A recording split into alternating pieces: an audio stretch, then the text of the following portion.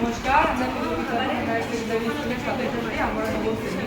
আমাদের টিমের নাম হলো প্রগতি। আমরা আজকে ডিজিটাল ইন্ডিয়া প্রজেক্টটি নিয়ে এসেছি। ডিজিটাল ইন্ডিয়া প্রজেক্টটি এখন কীভাবে আমাদের সমাজকে এগিয়ে চলেছে এই কথা আমরা বলবো।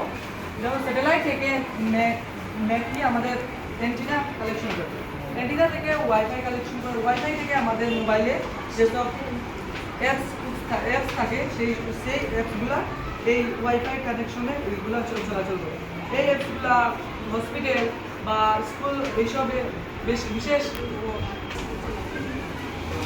বিশেষ করে অফিস, আদালত, ব্যাংকে এই অ্যাপসগুলো ব্যবহৃত হয়। এখন আমার সহপাঠী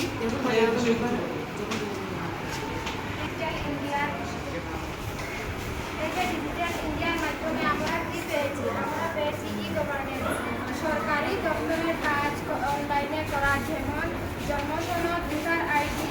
আমাদের স্কুলে আসার পর রেজিস্ট্রেশন অনলাইনে করা, যেমন ব্যাংকে যাওয়ার পরে অনলাইনে রেজিস্ট্রেশন করা, পাসপোর্ট ইত্যাদি।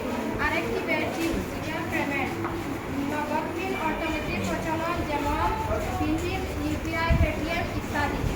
নেক্সট, ভারত নেট প্রকল্প, গ্রামীণ এলাকায় উচ্চগতির ইন্টারনেট সুযোগ পৌঁছে দেবে। স্বচ্ছতা ও গতি বৃদ্ধি পেয়েছে। গ্রামীণ ও শহরের এলাকার মধ্যে ডিজিটাল ব্যবধান কমেছে। কর্মসংস্থানের নতুন সুযোগ তৈরি হয়েছে। মানুষ প্রযুক্তি ব্যবহার করতে আরও উৎসাহিত হয়েছে।